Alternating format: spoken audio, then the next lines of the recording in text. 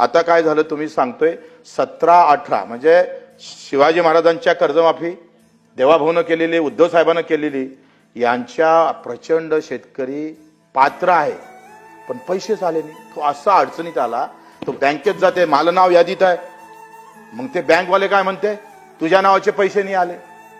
केवढा वाईट प्रकार आहे.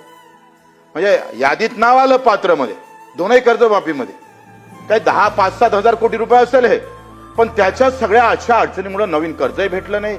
तो सावकाराकडे गेला आणि आहे त्याच्यापेक्षा जास्त मरण पावला. त्याचे लवकर पैसे सोडावे लागेल. प्रोत्साहन निधी आपण दिला नाही. छत्रपती शिवाजी महाराजांचा प्रोत्साहन निधी दिला नाही.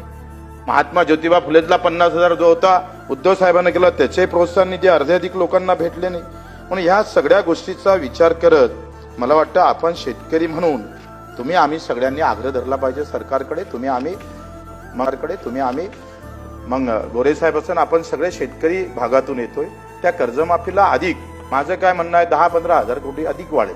आमचे पगार कमी करा, काहीतरी मार्ग काढा, पण देताना खुश झाला पाहिजे, म्हटलं पाहिजे का नाही वा आता आम्हाला खऱ्या अर्थानं मानतोय का तुम्ही शेतकऱ्याच्या पाठीशी उभं राहतो. काय होतंय, लूट जर झाली नसती ना हा विषय आला नसता. तुम्ही सांगा, खताच्या ह्याच्यात लुटल्या जातं, शैक्षणिक कामात लुटल्या जातं, आरोग्यामध्ये काय कुठली यंत्रणा चांगली आहे सांगा बरं, कोणाचंही सरकार असतं.